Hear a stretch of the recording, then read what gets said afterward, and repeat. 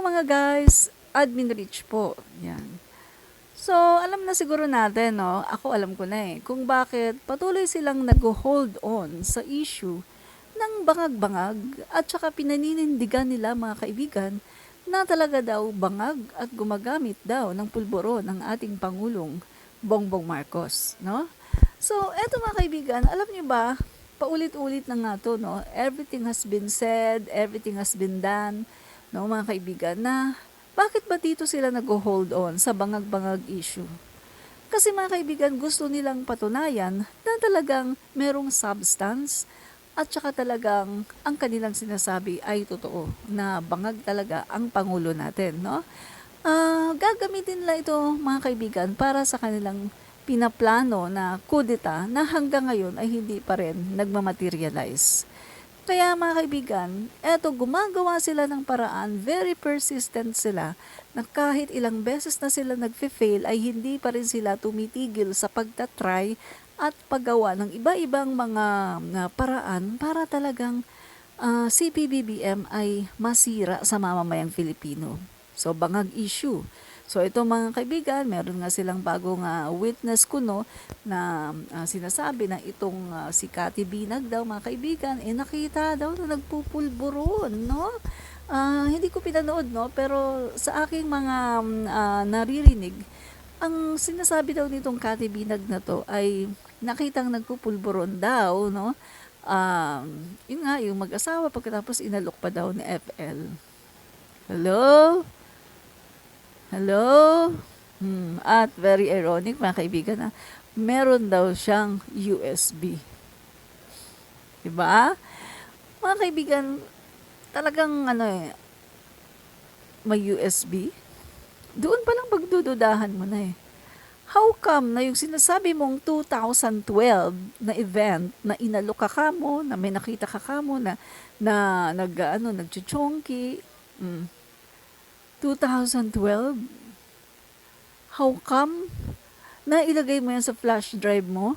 Nailagay mo yan sa USB? How come? Pagkatapos, ano na ngayon? 2024. Tingnan natin mga kaibigan ilang taon na ang nakakalipas. Tingnan natin ilang taon na ang nakakalipas. 2012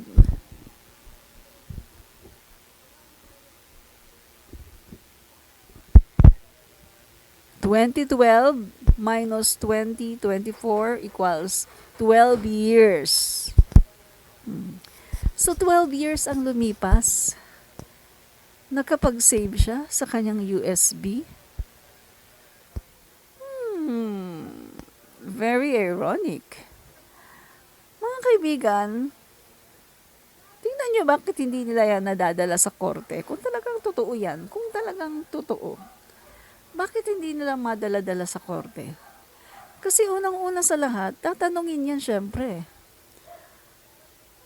Kailan mo nakita? Anong araw mo nakita? Paano ginawa? Sino yung mga tao na present? At tatanungin, anong ginawa mo? Bakit nailagay mo sa USB mo? Kinamerahan mo ba? Vinidyohan mo ba? At tatanungin din dyan, paano ba yung pagkaka-video mo? Is it secretly o alam nila? Alam ng mga tao na binivideo mo.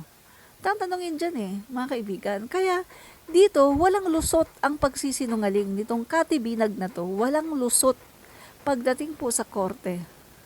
Yan ang dahilan mga kaibigan kung bakit hindi po nila madala-dala ang mga issue na yan. Diyos mio, ngayon lang dumating.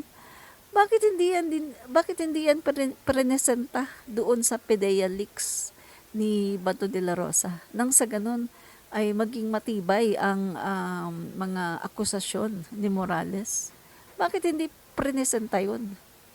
So dahil ba sa nag-fail yung PDEA leaks at saka si Morales ay hanap sila ng ibang witness kuno para magbulid-bulid ng another kasinungalingan. Diyos mio, 2012, 2024 na ngayon. It's been 12 years. Diba? At saka kung titignan nyo mga kaibigan, nung panahon ng kampanyahan, wala namang naging problem si PBBM pagdating sa drug use. Pagdating sa pagiging bangag, di umano. Kasi, di ba, 2 times siya na nagpa-drug test. St. Luke's at yung isa sa PNP. So, wala siya naging problema pagdating doon, mga kaibigan. Magkakaroon lang ng problema yan kung yung kanyang drug test ay nagpositibo, kaso nga, negative. So, walang problem. So, anong kinukuda ng mga taong to? Ano ang ginagawa ng mga taong to na patuloy nilang hinakusan ng ating Pangulo na sa social media lang naman nila ginagawa? Kasi kung totoo talaga yan, dalhin nyo sa korte at nang magkaalaman tayo. 'Di ba? Kasi ayaw nyo sa korte dahil mabubuking ang inyong mga kasinungalingan.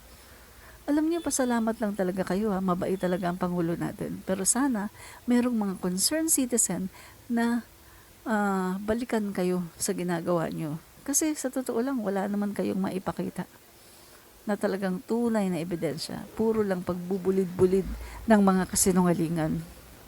Magkano ba?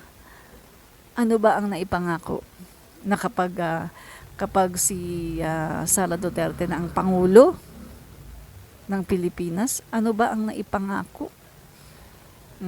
Kasi mga kaibigan, may mga ganyan yan, di ba? May mga promises yan na sige, gawin mo to. Kapag nanalo si Saramao, ikaw ganito, ma-appoint ka sa ganitong pili ka lang kung anong gusto mong departamento. Hindi ko sinasabing ganun yon, pero usually ganyan yan mga kaibigan Kapag ang isang politiko ay nanghihingi ng pabor doon sa isang tao, usually ganyan yan pinapapili niya kung anong departamento ang gusto. 'Di ba? Kaya kita niyo mga kaibigan, pagdating sa Pangulo natin, Bongbong Marcos, hindi yun nag-a-apply kasi walang ganyan-ganyan sa Pangulo natin. Walang malakas-malakas. So, ang sinasabi ko dito, talagang desperado sila mga kaibigan at gagawin po nila ang lahat para masira po ang ating Pangulo. At gusto nila mga kaibigan, paulit-ulitin nila yan kasi sabi nga po mga kaibigan ni Maria Ressa, kapag ang kasinungalingan ay inulit-ulit mo 1,000,000 times, ang kasinungalingan na yon ay parang nagiging makatotohanan. Kasi paulit-ulit mong di ba? Mind conditioning, kumbaga, paulit-ulit mong naririnig, bangag ang Pangulo. Ay, ito may witness na ganito. So, yung common tao na hindi masyadong nag-analyze, hindi masyadong ginagamit ang critical thinking, yung naniniwala lang sa mga finifeed sa kanya, yun yung mga nabubulag at yun yung mga nabibrainwash. Pero ang isang taong matalino, never yan mabrainwash dahil talagang lahat ng bagay ay kanyang kini-question, hinahanap ang reasoning kung meron bang katotohanan o wala. So mga kaibigan, sa mga nakakarinig at doon sa mga nanood kay Mahar Loka-Loka, mag-isip muna kayo. 12 years after, nakasave siya sa USB. Ba? So, tingnan niyo ang kredibilidad niya. Galit siya doon sa dati niyang partner, galit siya. Doon pa lang di ba? Kita mo na, halata mo na. Pangalawa, malapit siya sa mga Duterte. Di ba? So, andun kaagad yung interest. Self-interest. At pangatlo, yung credibility niya. Na wala siyang loyalty maging sa kanyang mga partners. At balita ko doon sa info, marami siyang naging anak sa iba-ibang mga lalaki. Wala ngang loyalty sa partner, 'di ba? So, next time kung hanap kayo ng magiging jukebox, no? Na katulad kay Morales, hanap naman kayo ng medyo may kredibilidad at medyo maganda naman yung pagkatao. Hindi ko inaano yung pagkatao niya, pero kita niyo naman, 'di ba? Yung kanyang record, iba-iba, tas wala siyang loyalty. Alam niyo na yan, no? So, yun lang.